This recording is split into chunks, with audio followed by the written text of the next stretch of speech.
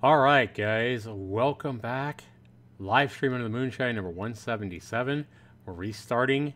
Uh, Hopefully, we can get this game going with chat working and everything up and working now. Welcome back, everybody. Foxy and Brookie Bear and Rose, I believe Rose is here. AJ, I believe, was here a little bit ago. And who else do we have? We have, I think that's it. All right. Welcome, everybody. LiveStream Under the Moonshine number 177. This is going to be an Octave Higher, number 2. And let me go ahead and get that game going here.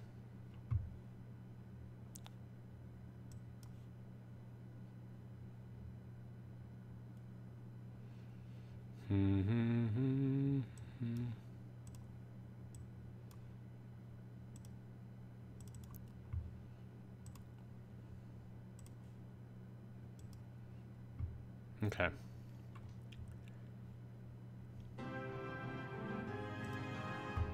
Let's try this again, guys.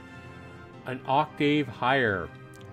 Last night in episode number 1, or part number 1, almost 2 hours of gameplay. We had no choices to make. We started off in a city described as... it's basically a city that runs on magic and mana and magic spells. And there's basically a rich part of the city, a poor part of the city. We found out last night. It started off with the son of a mighty lord of the city, a highly respectable lord, whose son plays a game called Sorcerer. And it's a game where two mages are pitted against each other in a huge arena. And the object is to break 2 of the 3 crystals of the opponent to win the game. And this son, a highly respected sorcerer player, basically got embarrassed by his father when his father set him up against a very prominent female who wasn't good at the game, but she was very good with magic. And she basically lost the game, but humiliated him with her powers of magic over his. So he's really upset at his father. He ended up taking a walk and storming out after the victory. Even though the crowd seemed to love it, he was embarrassed by what his father did to him. He walked into the worst part of the city, kind of say, got threatened by some guys over there, and continued walking, and came across a brothel or a hooker house in the poor part of the city. Was invited in by the owner of the house, but she was an older lady, and it disgusted him. But then he saw what he described as an angel, a younger girl, and he was surprised to see that she walked into that brothel. That was his point of view. We also saw the point of view of a young man named Franz, who's studied magic in school and took over being a substitute for his professor on one of his professor's classes, teaching magic and how magic works. That was a little bit in-depth, probably not the most exciting part of the story, but it was interesting nonetheless. And then we also had a third point of view, and that was from the young girl that described how she lived in this brothel. She's lived there for like 6 years. I don't really know what's up with her parents, but she lives in the brothel and works at a mana factory producing mana. And she's not 16 yet, but will turn 16 in a couple of months. And once she turns 16, they're going to make her start being a whore or a hooker as well. So she seemed like a nice young girl. Kind of hope that she doesn't have to spread her legs for the slum of the city. And that's pretty much where we left off, guys. Was from her, under her point of view. She was tired. She went to bed up in the attic of this brothel. So we're going to go ahead and continue where we left off last night, guys, with an Octave Higher Part 2 right now.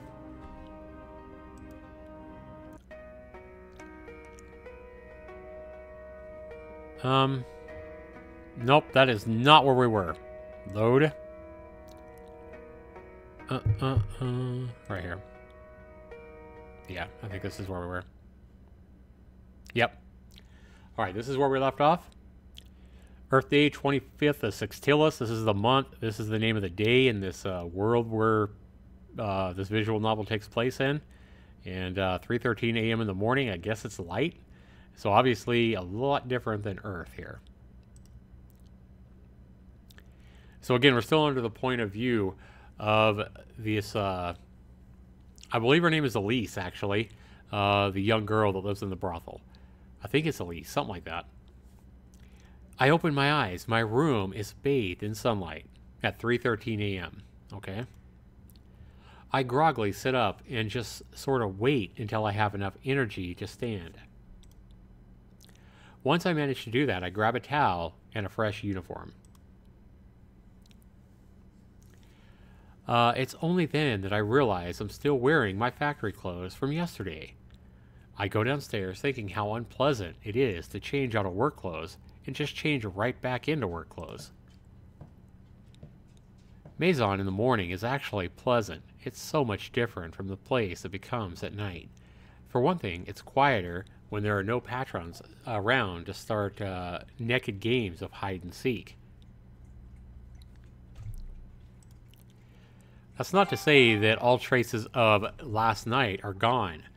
Bottles of booze and cigarette butts are scattered about, and there's a topless girl snoring on the couch over there. Oh boy. When I get to the bathroom, I peek inside first, because sometimes you find a passed out girl in here too. Thankfully, it's empty today.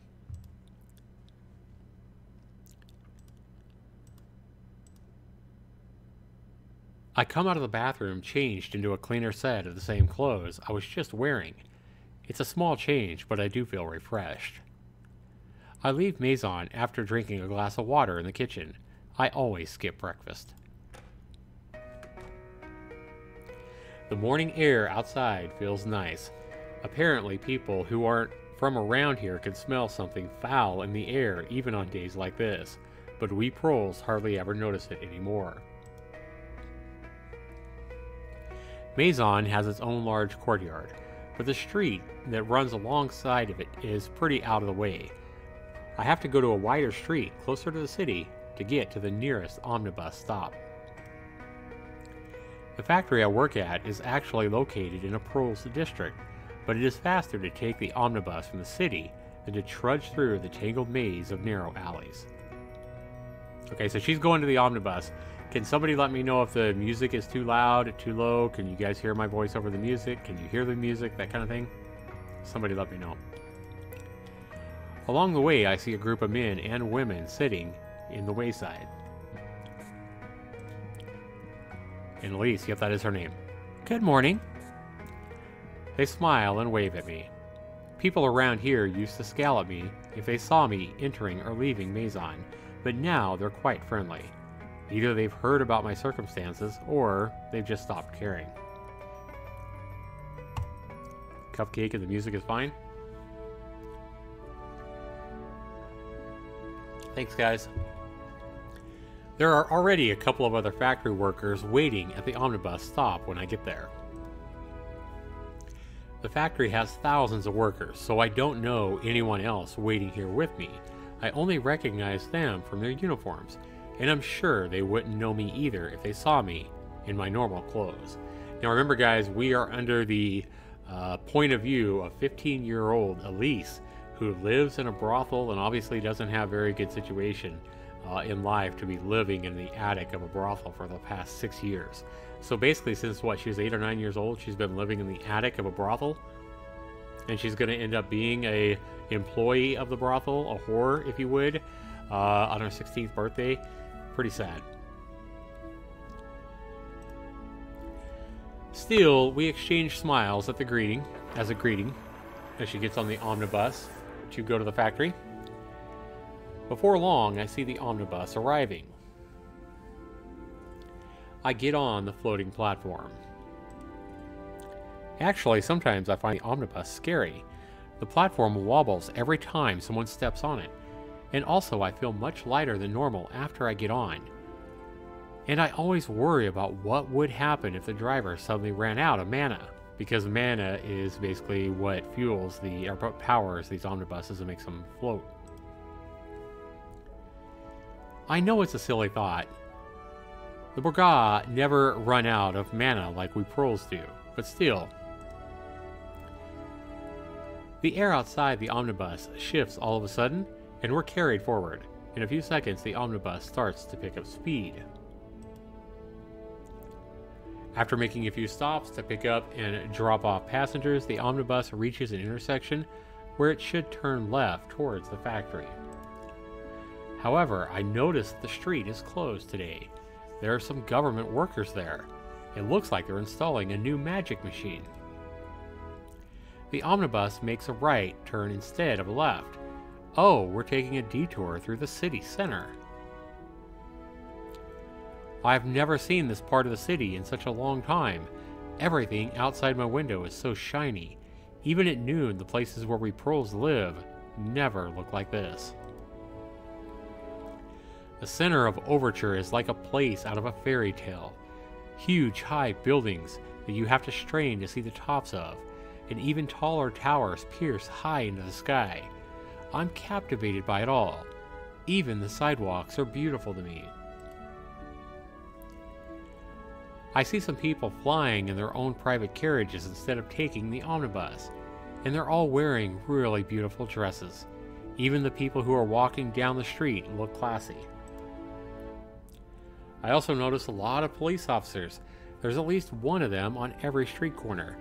That makes sense, and since everyone's capable of using magic in the city, the police have to be around to deal with anyone who misuses the magic. Kind of makes sense. Eating cupcakes, guys? I want a cupcake. The omnibus pulls up to another stop. Some passengers get off, while new passengers get on the platform. The omnibus sways as it tries to compensate for the shifting weight. My stomach doesn't like this at all. Oh wow, it's the sorcerer player, Frederick. No, wait a minute, this is Franz. Sorry, this is Franz. This isn't the sorcerer player, this is Franz. Among the new passengers, there's a young boy and a young girl who look slightly older than me. From their uniforms, I guess they're students. That's right, they are. This is Athena, I think. This is his friend, and he went to magic school. The two teenagers sit next to each other. Alright, now we're going back to Franz. Aretha and I are taking our usual omnibus, but there is something unusual about it this morning. Franz says, "What's with this omnibus?" Well, the driver is nullifying a bit too much gravity. But but is that a problem? Not that. I was talking about the unusually large number of proles. Oh, that. The factory workers usually get off before our stop, but the main factory road is closed today. I heard they're installing a new drinking fountain. Didn't you read the news? Did you read that in the Overture Science Journal? No. Then I must not have read it. Nerd. We enjoy the commute in silence for a while, feeling the cool breeze coming from the front of the omnibus.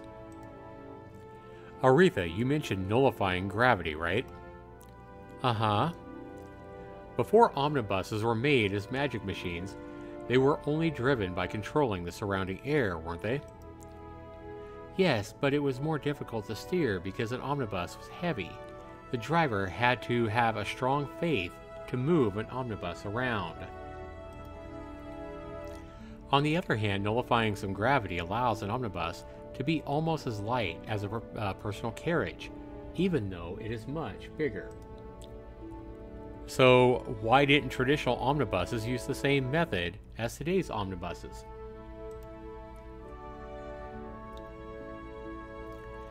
Because the driver would have had to be really skilled in both faith and willpower magic.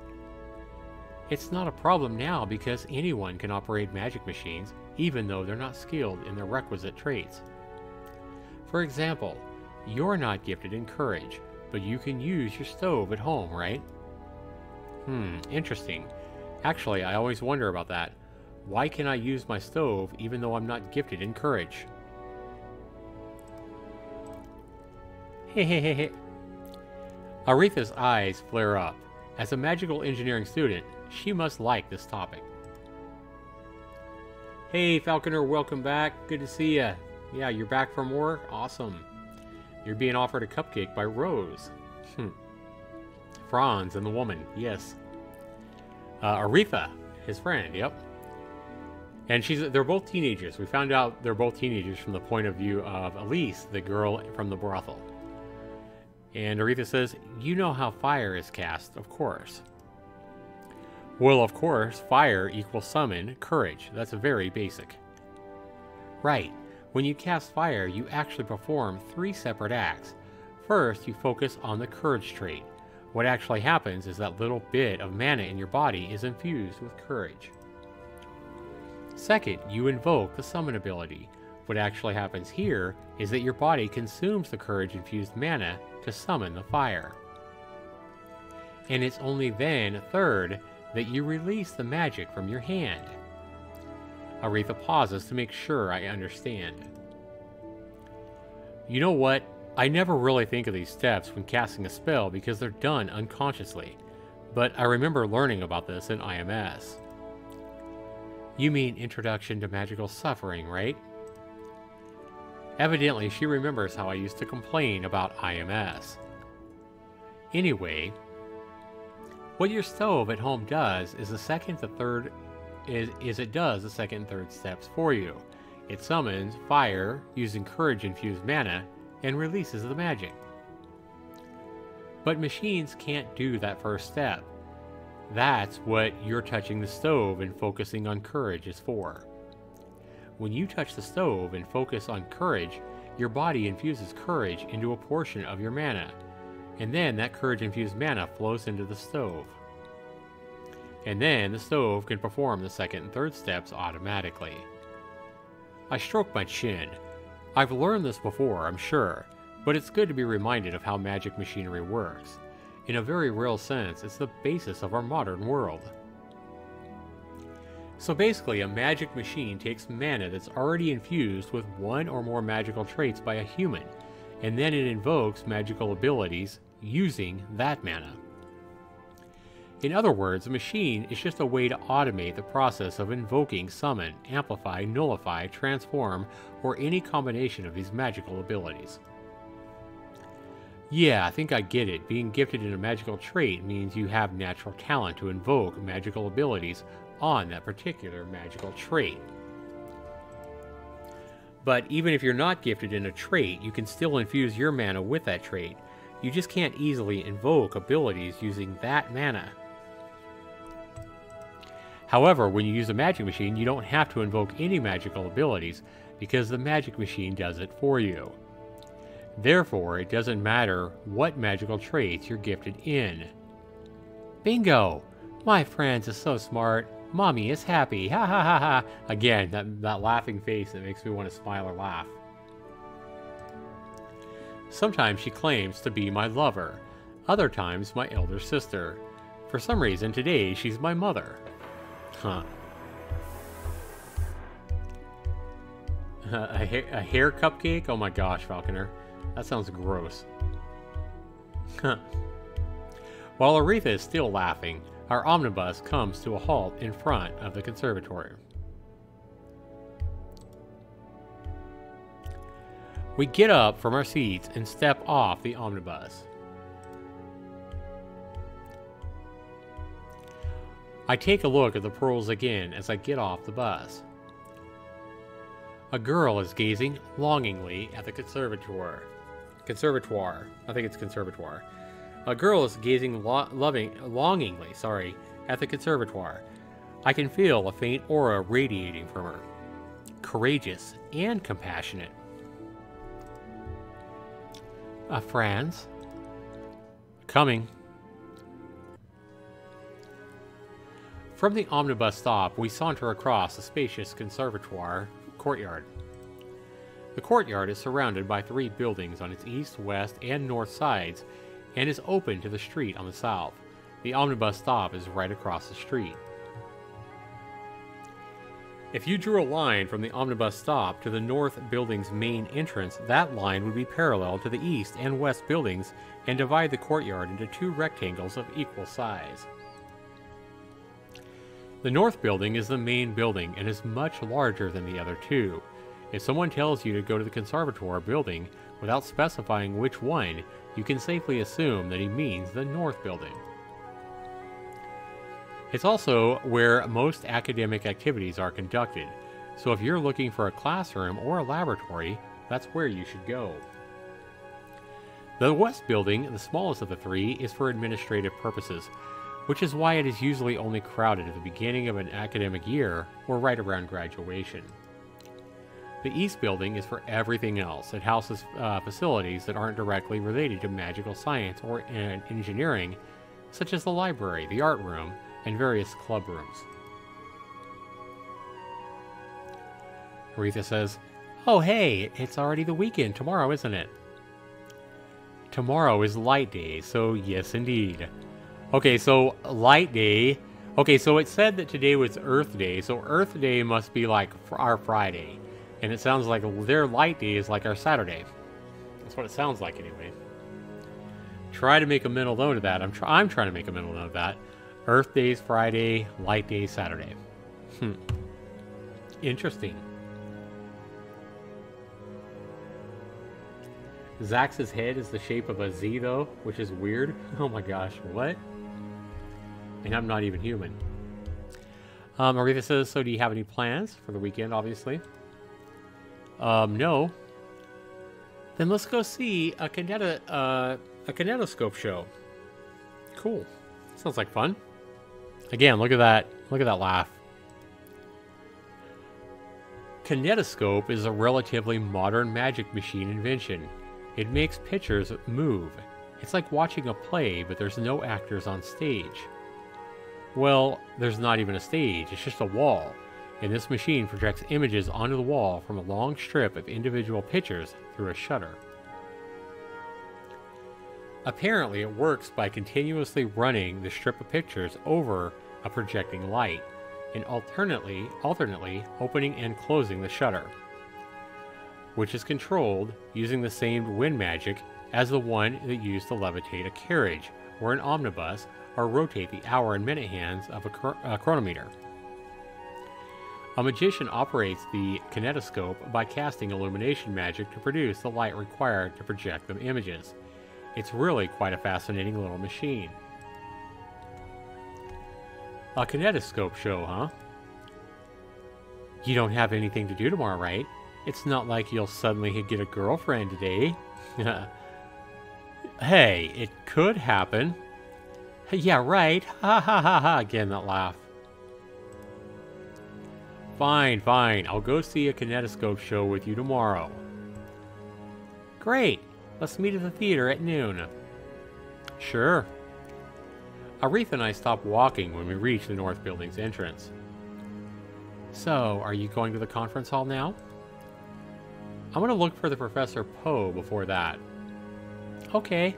Good luck on your presentation. Yeah. Not feeling confident. Well, to be honest, no, not really. Oh, come on, relax, friends. I'll teach you a little magic charm.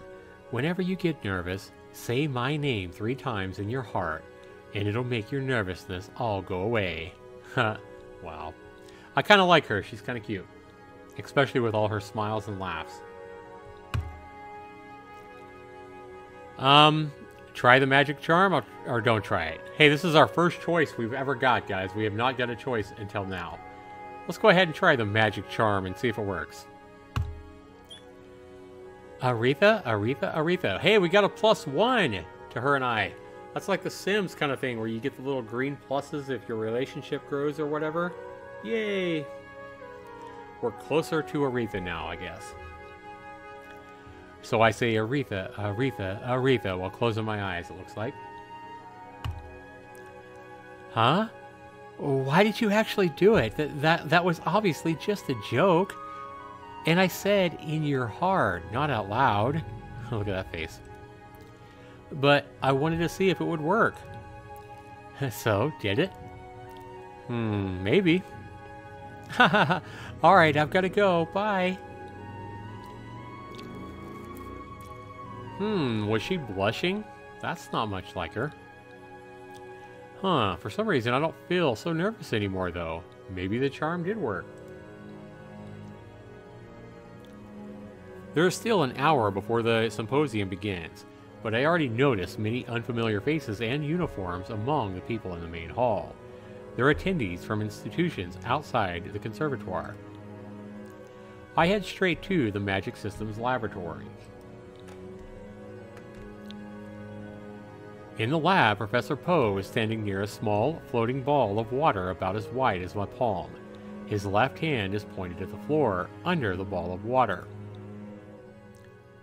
Good morning, Franz. Mind your steps. There's zero gravity space in front of me. Good morning, Professor. What are you doing? Watch. Keeping his left hand pointed at the floor, he uses his right hand to pick up some green tea leaves from his desk and slip them inside the ball of water. Next, he brings his right hand a few inches under the ball and opens his palm. Summon courage. A small fire appears above his open hand, heating the ball of water. The water gradually turns green because of the tea leaves inside. Just a few seconds later, Professor Poe closes his hand to extinguish the fire. Now he picks up a mug from his desk and brings it directly under the ball of tea. And with a sudden flare, he pulls his left hand up, releasing the spell, and the ball of tea plops perfectly into the mug. Whew. He turns to me and wags his eyebrows up and down as he takes a sip of his tea. Ready for the symposium, young man? Wait a minute, what are you doing? Well, as you can see, I was experimenting. He swirls his tea in my direction to remind me. And I am happy to report that the experiment was a success. Well, I wouldn't call that an experiment. All you did was make tea. Wrong, Franz. What I did was try out a novel way of making tea. Why? We already know how to make tea. Oh, let me give you a life lesson. He takes another sip. Here's a secret to make your life infinitely more exciting. Whenever you find yourself about to ask why, stop and instead ask, why not? Suppose someone said to you, let's make a carriage that doesn't only fly, but also spins in the air. Now your first instinct might be to ask why, because you know that flying straight would be easier and more efficient. But that is not a reason to not make a spinning carriage. It is merely a reason to make a carriage that flies straight. No one will stop you if you want to build a spinning carriage because, why not? The day we stop asking why not will be the day we stop innovating, which may also be the day we stop advancing as a civilization. The breadth of human knowledge is an accumulation of acting upon the why nots. Huh? Professor Poe calmly drinks his tea again. How do you make a spinning carriage? Ha ha ha, I'll show you someday. I'm not sure I want to know.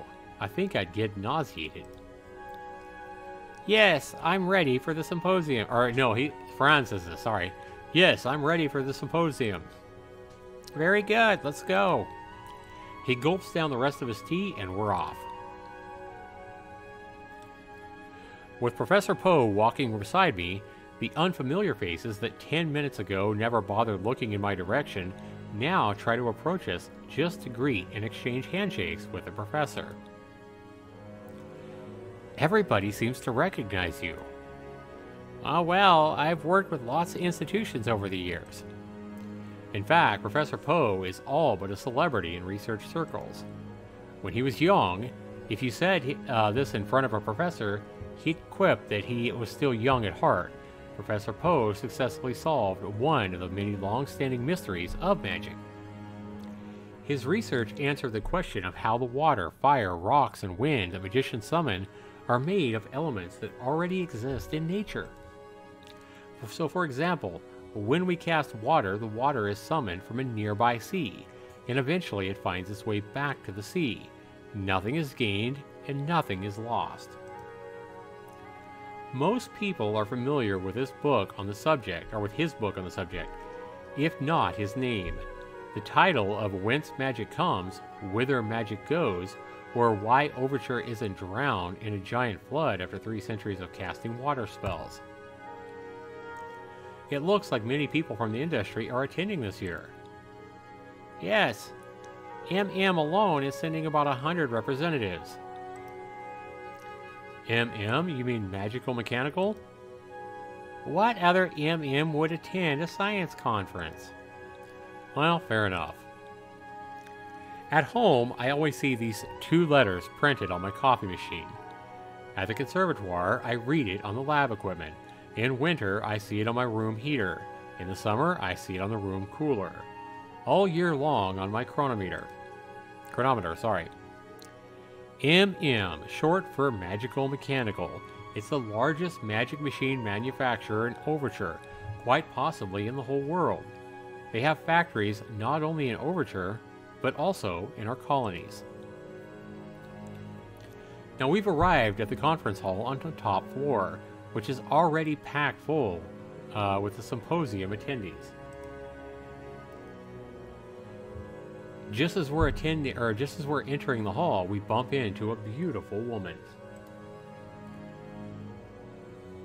Wow. Oh, Professor Poe. Why, if it isn't Dr. Alanis Blyton, how are you? I'm fine. I hope you are too. Oh, but of course. The woman returns the professor's chuckle with a kind smile, and then her gaze shifts to me. Hi, Franz. Hi, Dr. Blyton. I didn't know you'd be coming. I might be imagining this, but I feel her smile has turned seductive. Oh, wow! She's got a seductive smile for Franz. Hey, but I wouldn't miss my cute Franz's presentation for the world. Like mother, like daughter. Oh, so that's his friend, or Athena's mother. Okay. Oh, what a surprise. My student and Dr. Blyton are already acquainted with each other. I am friends with her daughter. I see. I've heard that daughter of yours, Dr. Blyton. She's working on a very interesting project, I hear. I have nothing to do with her project. She came up with that all on her own. I honestly don't know why the conservatoire keeps inviting me to the symposium, considering that I hardly do any work on magic these days. Falconar says, I think Rita likes Franz. Yeah, probably so. Professor Poe responds with, that's absolutely not true. Your work helps us understand the most important component of magic itself. Without saying anything, Dr. Blyton just smiles at the professor's remark. The professor then turns to me. Well, you'll be sitting with the other presenters, right? I'll be watching with the audience. You should be giving this presentation instead of me. I've had my fair share of that, thank you very much. This year, I think I'll just relax and watch. Good luck, Franz. They both grin as they start walking towards the front row to join the other professors. I head to the seats in front, reserved for the presenters. And as I turn a corner, I run almost straight into a man. We both stop suddenly, surprised. Now, remember, this is the Lord Frederick. He's the one that played the game of Sorcerer yesterday, and he saw Franz get on the omnibus, and he said to himself that Franz looked like an idiot, if you remember. And I think that's the only thing they said to each other, or whatever. That's the only interaction they had, was when Lord Frederick saw, he was mad at his father, though, as he stormed into the other side of the town, just walking, if you would, with his fist balled up at his father, mad at his father, and he saw Franz get on an omnibus and said he looked like a blithering idiot or something. Ah, sorry.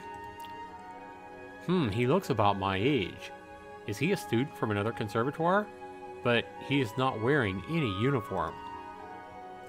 Actually, from the way he's dressed, he may be an aristocrat.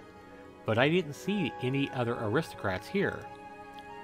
Oh well, I guess there really are all kinds of people attending the symposium. And I believe he is an aristocrat, by the way. Alright, Brookie Bear, you're wiped out. Have a good one, hon. Sleep well. But I have a nagging feeling about this man. Have I seen him somewhere before? Now we're going to Lord Frederick.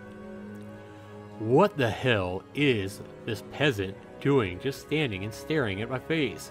Admiring my profile? Begone! Hey, can you move? Ah, sorry. I'm surrounded by idiots. What? He's walking toward the front row. Is he presenting? He only looks my age. He's even wearing a goddamn uniform.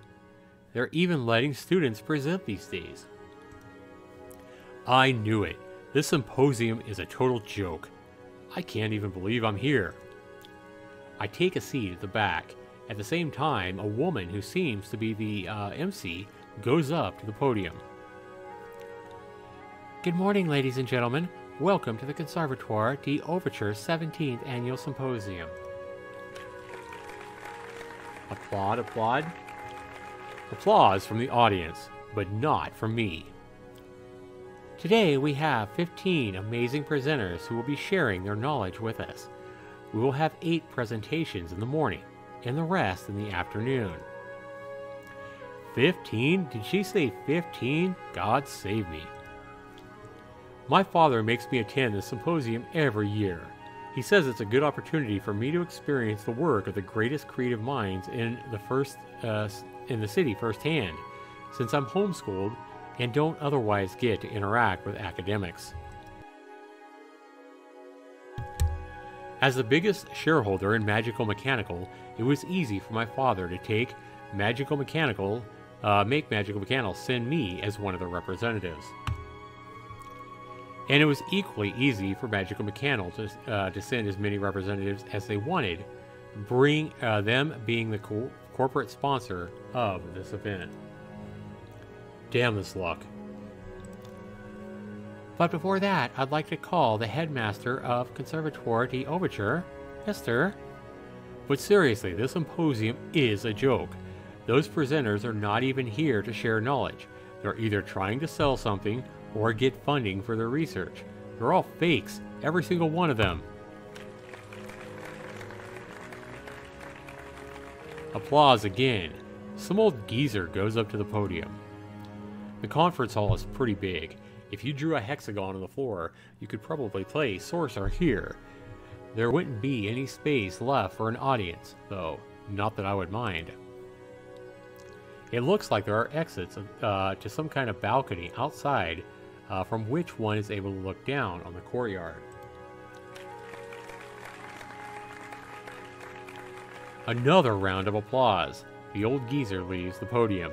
Now, when he's talking about the old geezer, I am assuming he's talking about Professor Poe. The MC. Without further ado, please welcome our first presenter, a professor from the Academy of... Ha! So tired. The walk back from the city of Maison de Beauvoir took over an hour. Even after I got back to civilization, I couldn't find where I was exactly. Eventually, I gave up and called the taxi carriage. But, unbelievably, the driver was a dolt. He didn't know where the house of Lord Godwin was. I had to force him to pull over so that I could hail yet another taxi. I didn't get home until well after midnight, and now my eyelids feel heavy. Heavy.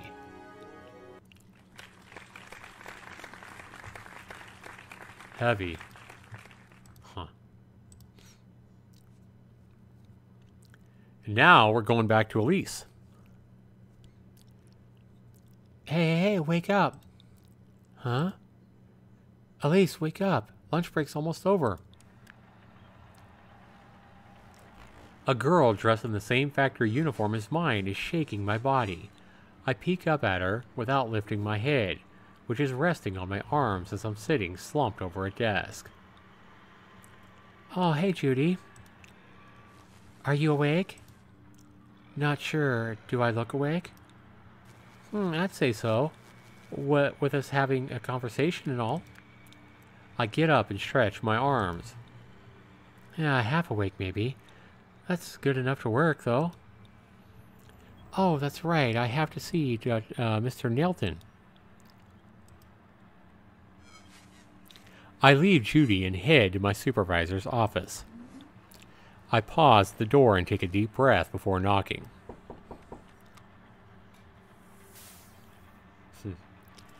Come in. Good afternoon, Mr. Nelton. What do you need? Ugh, his tone is really cold. This isn't going to be easy. I'm sorry, sir, but I've lost my mana potion. Can I get an extra bottle of potion?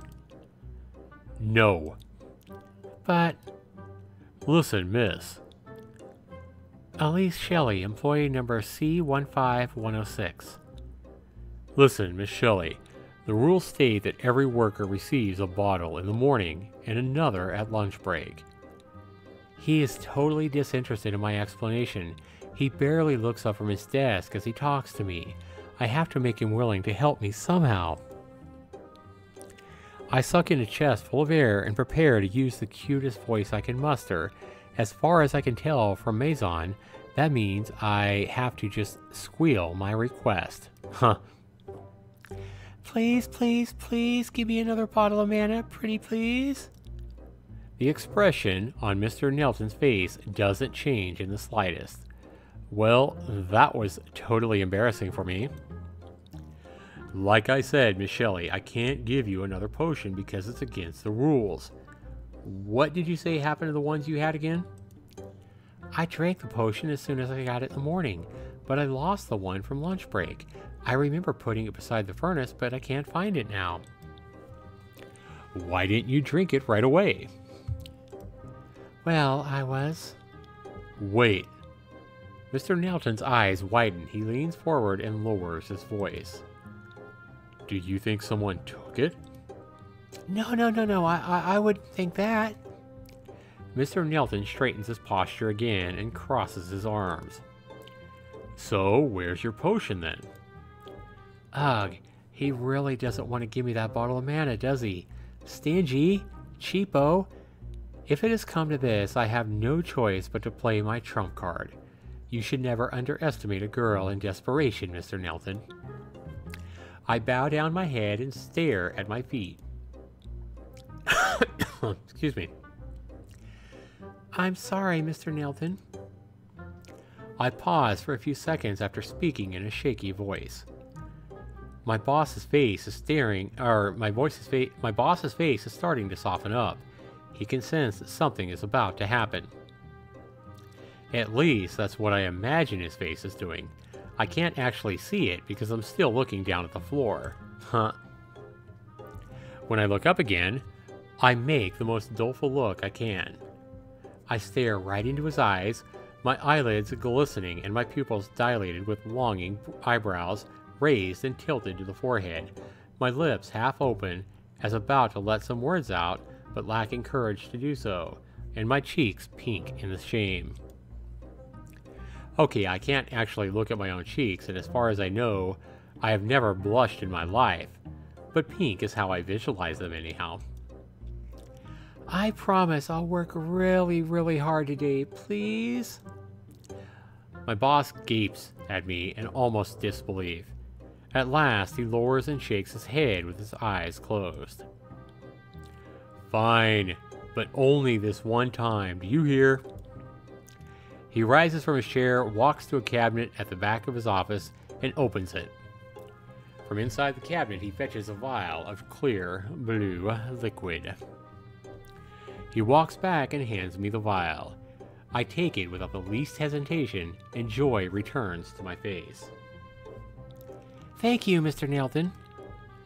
Then, at his yes, now go away hand gesture, I turn to the door, step outside his office, and slip the vial of mana potion inside a pocket on my work apron.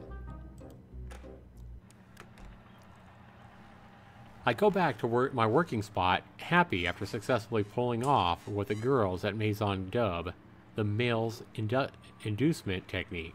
First, movement.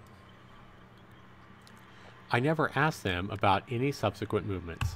In any case, I got what I wanted. Time to get back to work. The factory produces tons of machinery.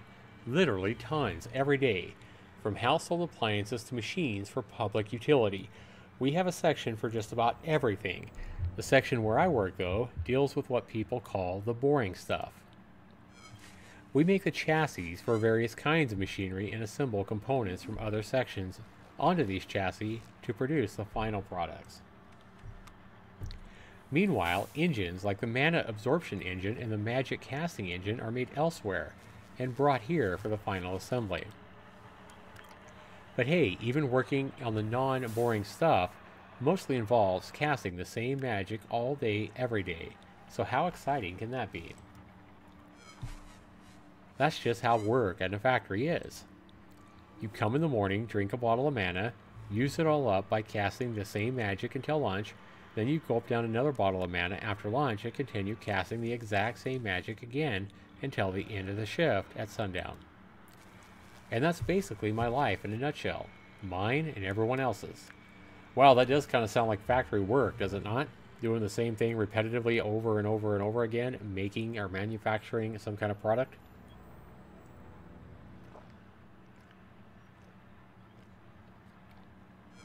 Excuse me, guys, taking a drink of water. Trying to get some moisture on my dry throat here. It'll do that to you when you're reading. I'm back at my post. A huge empty furnace looms in front of me, silent. I start to focus on courage. And then Judy comes back up. So, Elise, did the boss give it to you? I had to use my feminine charm, but yes, he did. A changing sound from the furnace calls my attention. I see that the furnace is now filled with chunks of metal. I think they're aluminum, or is it zinc, that have dropped by a machine on the upper floor straight into the furnace. I reach out with one hand. Courage. Summon courage. A fire bursts inside the furnace, and the chunks of metal are quickly swallowed by the flames. Did he take it out of your wages? I hope not. He didn't mention anything about that. Do they usually do that? If they like you, usually not the first time, but just don't make it a habit. I know. A minute later, the metal has turned completely into burning liquid. A small door at the side of the furnace opens and the liquid streams down through a pipe that distributes it to several different shaped molds.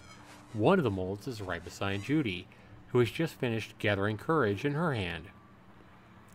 Once her mold is full with hot metallic liquid, she places her hand a few inches above it. Nullify. Nullify courage. Jude casts a spell, and heat starts to gradually leave the liquid, slowly transforming the molten metal into a solid chassis part. Wow. Hey Ryan, how you doing? Just got home? How you doing, buddy? At the same time, more chunks of metal are being deposited into my furnace. Summon courage. And I cast fire again.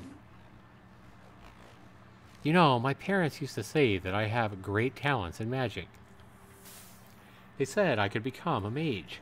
Too bad nowadays a magician can only become a mage if she graduates from a magic school. Kind of like Franz, huh? Well, you might never be a mage, but you are talented. Look at you handling that gigantic furnace while the rest of us have to have these molds. Yeah, maybe, but I have a feeling that my parents didn't imagine me melting metal for a living when they said that. Ah, the metal in Judy's mold has completely cooled. It's ready to be used for the final assembly of a machine.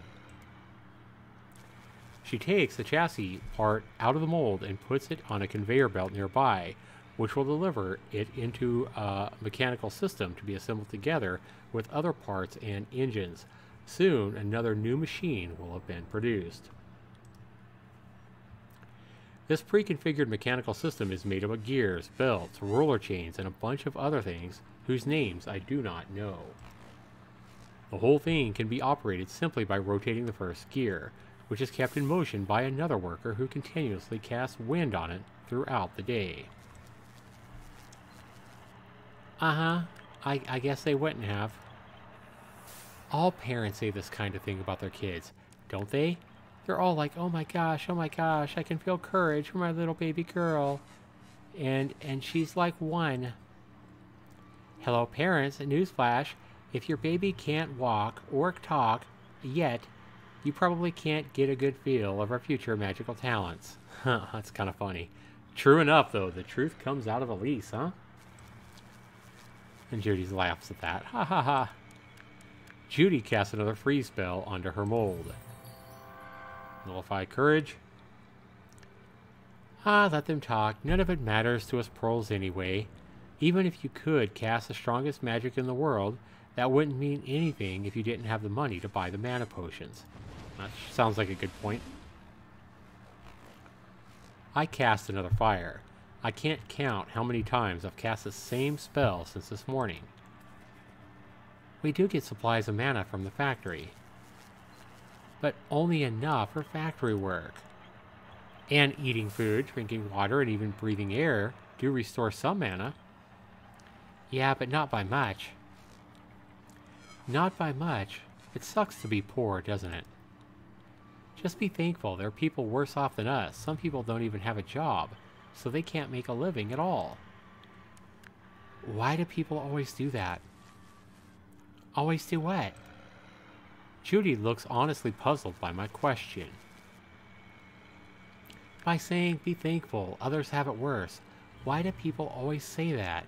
Is knowing that life can be even crappier than I thought it's supposed to make me feel better? What do I say here?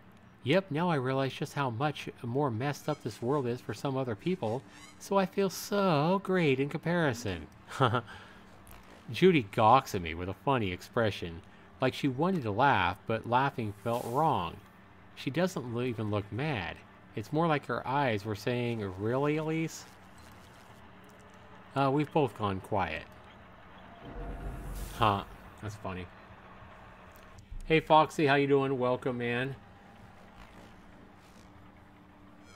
AJ is like, so like, do they use magic for everything? If they want to make a sandwich? It sounds like it, don't it, AJ? It sounds like magic is pretty much a huge part of their life in this world. Elise is like, ha ha ha ha. Ha ha ha ha. They laughing together. Alright, now we're going back to Lord Frederick? Franz? Going back to Lord Frederick. Huh? Oh, he fell asleep in the symposium. I sit forward with a jolt. The presenter of the podium is demonstrating some kind of magic machine. I must have nodded off. Presenter says, so, as you can see, after I have deposited the chunks of metal into the furnace, I can simply put my hand on this pad like this, and then the furnace turns on and melts the metal. Once all the chunks have melted, the machine automatically transfers the liquid into a mold of your design and absorbs all the heat from the molten metal to turn it back into a solid. There is also an option to connect the machine to the next system in your assembly line, so the finished part can be delivered to the next system automatically. The crowd erupts, or applauses. Looking around, I can see some servants picking up dirty plates from a number of tables in the conference hall. Looks like I slept through lunch. I overhear the conversation of two magical mechanical representatives who are sitting next to me. Man 1 says, what do you think of that machine? Looks like a great way to boost efficiency in our factories. Man 2 says, oh, I don't think so. It may sound that way, but there are hidden costs that we need to be aware of. First of all, we would need to hire technicians to maintain the machines. Then we'd have to retrain our existing workers. And who would repair the machines if they broke down? We could try repairing it by ourselves, but that would take time. It's easier just to ask the vendor to repair them, which is why these machines usually come with yearly support contracts. Finally, when the machines reach end of life, we would have to replace them with brand new ones. Frankly, I think it's still more cost effective to just hire cheap proletariat workers to do whatever these machines do anyhow. If the workers start being unproductive, we can easily replace them with other proles. I see. Well, those are good points. As I thought, these presenters are just trying to sell shit. It's not even good shit. And the crowd applauses again. Looks like the demonstration has ended. The presenter leaves the podium and a few assistants who are carrying his machine. The two magical mechanical representatives resume their chat. Hey, do you want to go outside for a while? Oh yes, I do. The morning session was great, but this afternoon session is rather boring. Yeah, the second presentation this morning was especially interesting, wasn't it? Correlation between emotional maturity and magical affinity? That's the one. All this time, we've been thinking the older mages tend to be better with magic solely because of their experience, but maybe that's not all there is to it. Well, we don't know yet. The speaker himself noted that the findings from his data were not yet conclusive. He even missed some control variables, such as Professor Poe pointed out. But his presentation reminded me of that old book, The Magical Mind by Dr. Shelley. Have you read that?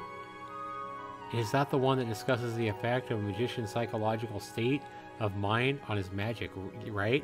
Yes, I've read that one. It's a classic. It was published, what, 17 years ago? Yes, it is that old now, isn't it? Anyway, let's go. I need a smoke. The two MM representatives exit the hallway to the balcony. They're not the only people leaving, I notice. In fact, I can see more unoccupied seats now than when I came this morning. Alright, good night, Falconer. Have a good one, man. Yeah, sleep well. This is my chance to leave, too. As I stand up, I hear the MC introduce the next speaker. Our next presenter is a senior in the Department of Magical Science and Conservatory de Overture who is currently doing research under the guidance of Professor Johann Poe. Ladies and gentlemen, Franz Byron. Uh-oh, it's time, Franz. Isn't that the student from before? Ahem, good morning everyone. My name is Franz Byron, and I want to talk about a research project that I'm working on. The title of the thesis is Study and Analysis of Compassion-Based Magic and its Effect on Inorganic Matters.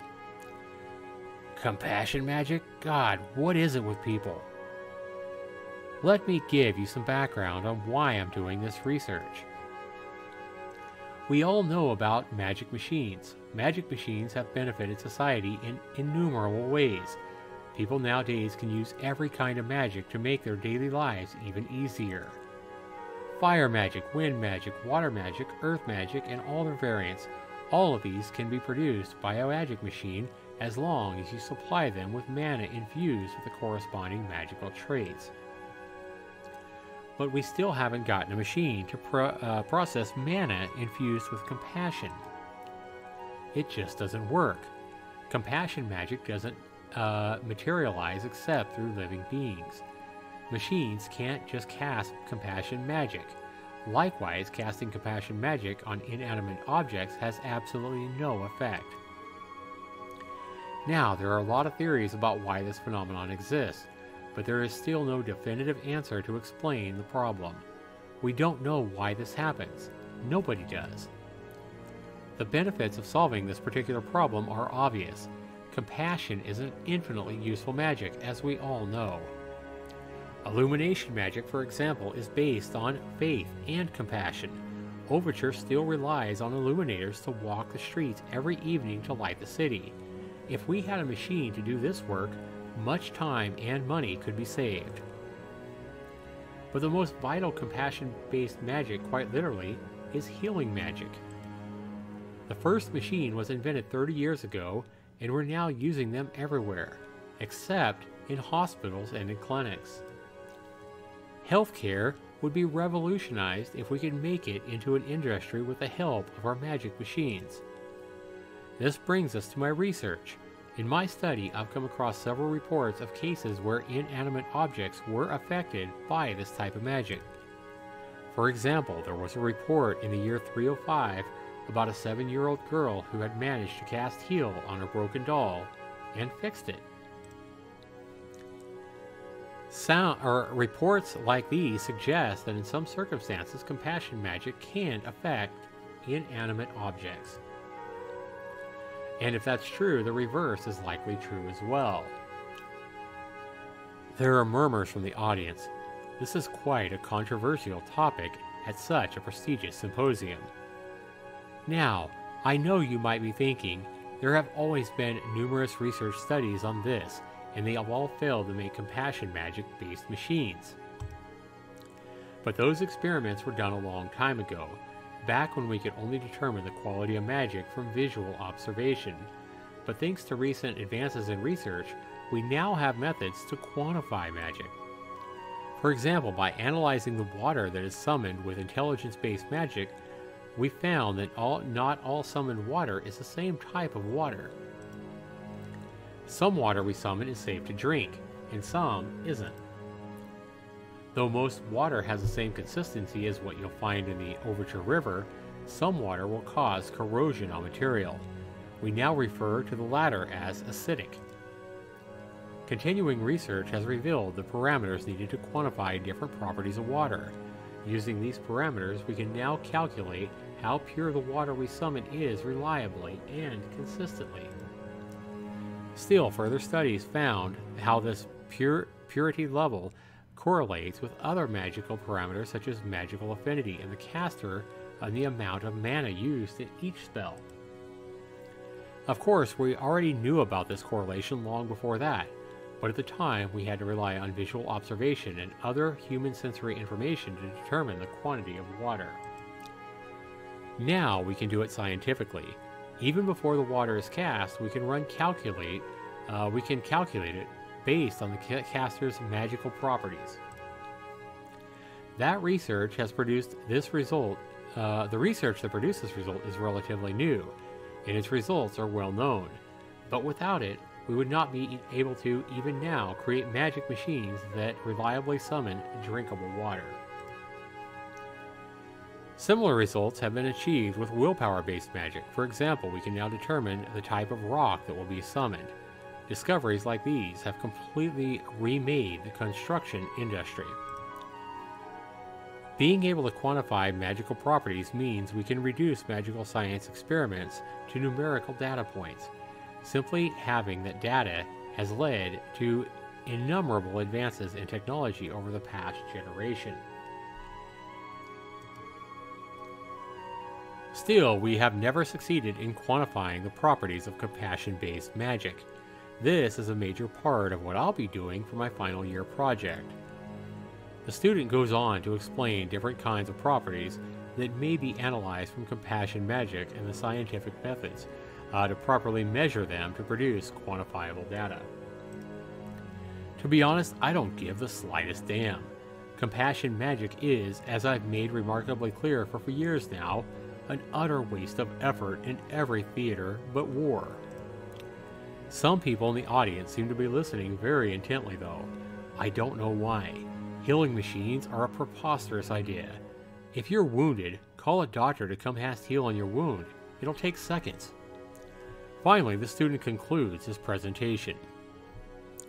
Once I collect enough data, I'll be able to analyze them to find out how compassion-based magics affect different materials under different conditions. If there is a strong positive correlation, I'll be able to form a scientific theory on this subject. The theory will be a strong first step. My hope is that it will inspire wider research in the field of magical engineering to figure out the lingering puzzle of the compassion-based magic machine. Thank you.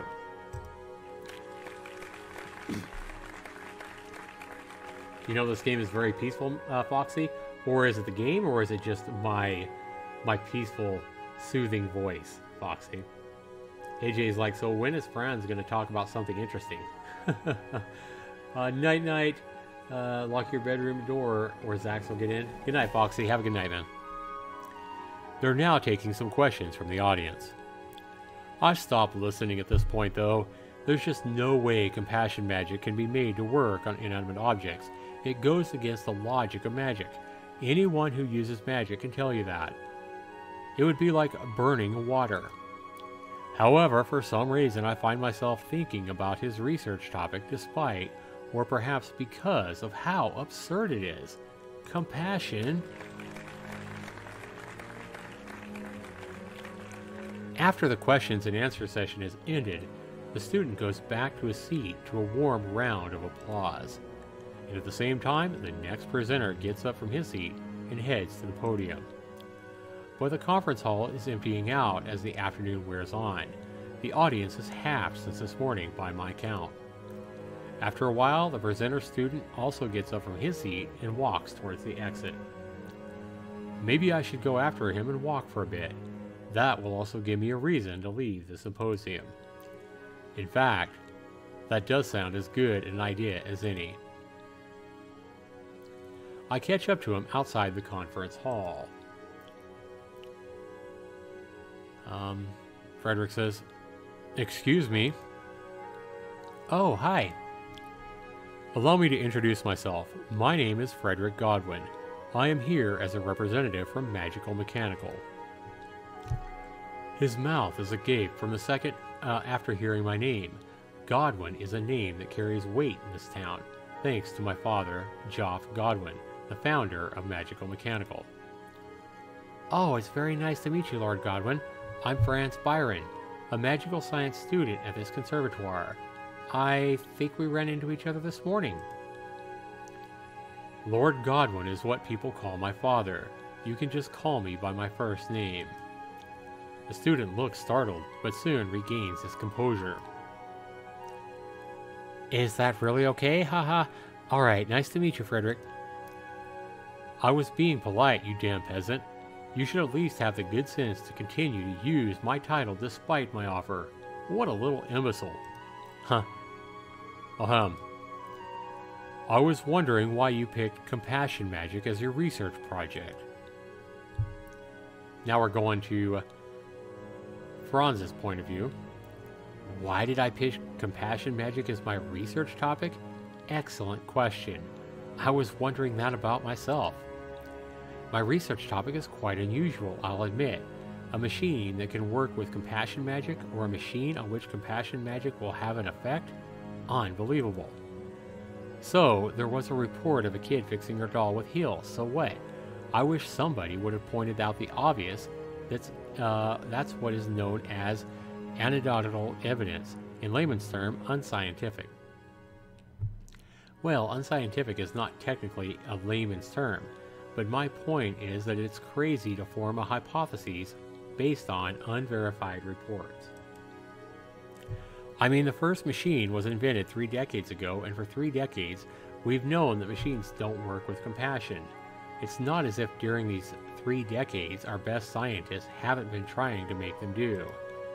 The only reason I'm doing the research, of course, is because Professor Poe pushed it on me. I really had no choice. He's one of the most respected and brilliant minds in magical science. You just don't say no to Professor Poe. God, how am I ever going to graduate? And Frederick responds to Frederick says to him, "You?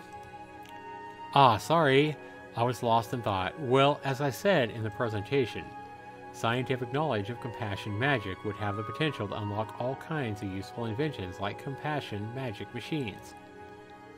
Speaking of magic machines, I suddenly realized something important.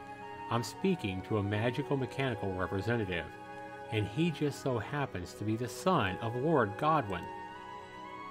Magical Mechanical and Lord Godwin give the most funding to research projects, especially those that might make money for Magical Mechanical. If I can convince this guy that my research can become the basis of MM's future projects, I might receive a research grant. So Franz says, "If we can successfully build compassion magic machines, we'll be able to revolutionize the medical industry. Imagine this. Wounds that are easily treatable with a machine, medical equipment for hospitals, the whole experience of healthcare modernized. We might even be able to make medical equipment that can treat diseases rather than just ease pain. Now, time to go in for the kill. In fact, it would be huge benefit to my Magical Mechanical's bottom line if they could get into the healthcare business. They might even speed things up by funding my research, ha ha ha. I stop talking and wait for reaction while observing Frederick's face. Huh. No reaction. Maybe I was being too obtuse. So I was thinking that if maybe we could talk about some of my research and how it could benefit Magical Mechanical in some way, that might be... Yes, I think it's interesting. Excellent, now I can talk about getting research funding. Frederick says, well, good luck on your final year project. I'll talk to you later. Oh, wait, what? Wait. I stopped Frederick from walking away. Well, I was thinking, will you have time to talk more about this? I have lots of ideas that I'd like to run by you. His eyebrows twitch. His lips are pressed tightly together. That's not a good sign. I don't have the authority at MM to approve funds for research projects. I'm only here because my father, Lord Godwin, wanted me to attend the symposium. Ah, well, I see. Well, can you introduce me to someone who normally deals with the research projects? No. Huh. He turns and walks away from me. Is there... He turns to me again, his eyes wide and lips pursed, like he just discovered a dog pooping on his front yard. But suddenly he smiles. I feel that something is wrong here, but then again, everyone smiles differently. It kind of looks like a mischievous little smile. Actually, there is something you can talk to. There is somebody you can talk to regarding your research. He puts his hands into his pocket and takes out a crumpled piece of paper. Oh no! What? Oh god, guys, it suddenly just got interesting. Oh wow. Oh man. Alright, good night, Ryan. Have a good night, man. Hey, Sundere. How you doing? Welcome back, Sundere. AJ, a lot of people make that mistake telling Zax they're going to bed. Haven't you ever got the feeling that being stalked after you tell Zax you're going to bed? Oh my god, AJ. Guys, do you get this? So he has that crumpled piece of paper from that brothel, and he's gonna give Franz this letter about someone to talk to about his research projects. The lady that owns the brothel. This guy's kind of a jerk. Wow. Huh. Frederick says, here, just go to this address. Oh no. I read the address on the paper. I don't recognize the street name. Oh, thank you very much. Who should I speak to when I get there? Frederick says, ask for Mata. You know what? Just ask for Miss Beauvoir. Miss Beauvoir will be able to help you out. Oh no. What a troll, man. I can't believe this dude's actually giving him the paper to the freaking brothel for his scientific research. Oh man, this is messed up. Francis, got it. Thank you very much, Frederick. His eyebrows twitch again. Did I pronounce his name wrong? Don't mention it. Oh man. He walks away. He doesn't look like he'll be coming back. Well, in fact, I don't have anything to do here either. Professor Poe's already given me permission to go home after I'm done with my presentation. I look again at the piece of paper I got from Frederick. I don't recognize the street name, but I know the district. It's a bit far, near the outskirts of Overture, but I can get there by omnibus. Maybe I should go pay this Miss Beauvoir a visit. Oh my god. He gave him a freaking address to a whorehouse, guys. This is funny. This is interesting. Wow. Alright, guys. With that, we're going to go ahead and wrap up this episode of a live stream under the moonshine. About an hour and 15 minutes in. I want to keep these things a little bit shorter than what I did last night. Almost an hour and 45 minutes, almost 2 hours. I want to try to keep these things a little over an hour if I can. And break it up a little bit more. Reading for almost 2 hours is quite an effort. especially at my age. I don't know. Anyway, it does take a lot to read this stuff, to read for over an hour. So I want to go ahead and thank you guys. It is starting to get interesting now. Franz is fixing to go to the whorehouse. Frederick actually set him up with, kind of like a troll, trying to like pick on the guy, I guess, because he doesn't believe in this whole compassion magic thing. This is going to get interesting when Franz goes to that side of town and goes to a whorehouse to try to present why he needs funding for his compassion magic research. I look forward to reading more of An Octave Higher tomorrow on LiveStream Under the Moonshine, guys. I think I'll do more of it tomorrow. We might wait a couple of days. I don't know yet exactly what we'll be doing tomorrow night, but definitely have LiveStream Under the Moonshine again, same time tomorrow night, guys. And my next live stream should be my Games of Our Lives tomorrow at 7 p.m. Eastern. Guys, thank you guys so much for being here. I love you guys all. We'll see you tomorrow. Have a good night. Have a good day, everybody. Have a good Thursday. Take care, everybody. Peace.